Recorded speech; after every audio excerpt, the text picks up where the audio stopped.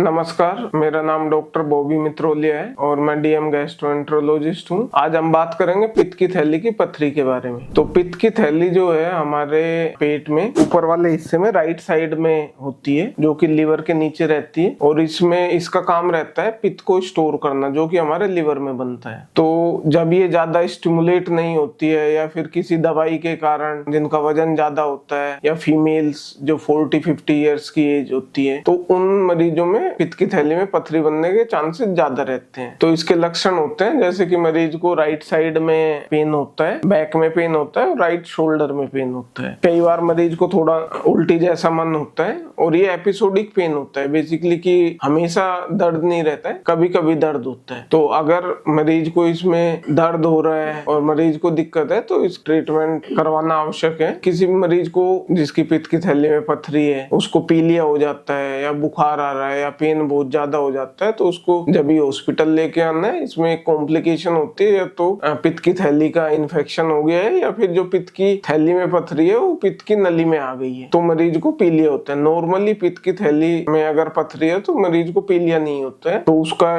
इलाज एक इमरजेंसी हो जाता है, तो मरीज को जब इमरजेंसी में जाना है। उसके बाद जो इन्वेस्टिगेशन होती है, तो इसमें कुछ हम बेसिक ब्लड इन्वेस्टिगेशन कराते हैं, जैसे कि सीबीसी हो गया जिसमें कि खून कितना है, इन्फेक्शन है या नहीं है। एलएफटी वाली जांच हो गई जिसमें हम पीलिया के लिए देखते हैं, तो ये कराते हैं। बाकी अल्ट्रासाउंड मरीज करा के आता है या नहीं तो हम कराते हैं। जब मरीज पेन के साथ आता है तो उसमें अगर पथरी आती है तो इसका इलाज जो है वो सर्जिकल मैनेजमेंट है कि मरीज को ऑपरेशन कराना है। अगर मरीज को सिम्टम है तो मरीज को ऑपरेशन नहीं कराना है। इसमें कई बार मरीज आके या उसके रिलेटिव पूछते हैं कि जी दवाइयों से घुल जाएगी क्या, तो इसमें दवाइयों का ज्यादा रोल नहीं होता है। पहले के जमाने में जब हमारे पास सर्जरी के इतने उपकरण नहीं थे या सर्जरी लेस एडवांस थी, तो फिर दवाइयां देते थे, वो सालों साल दवाइयां चलती है, उसमें वो पथरी घुल जाती है, बट फिर जैसे ही दवाई छोड़ते हैं तो दोबारा बन जाती है। तो ऐसे किसी के पैकाए में नहीं आना है। और उसका अगर मरीज को दिक्कत हो रही है तो ऑपरेशन सबसे सेफ इलाज है और आजकल दूरबीन के जरिए इलाज होता है, तो वो अपना इलाज कराएं।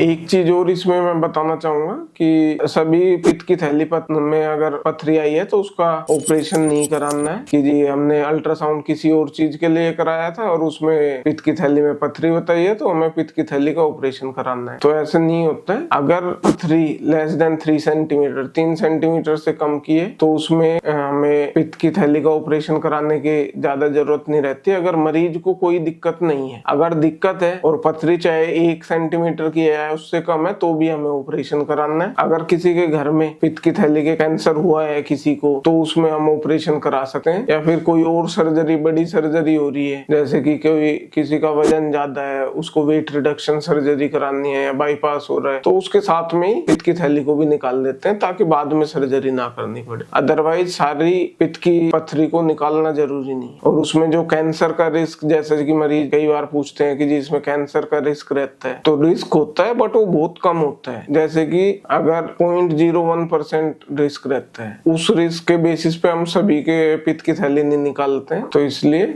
एक बार अपने डॉक्टर से जरूर सलाह करें। धन्यवाद।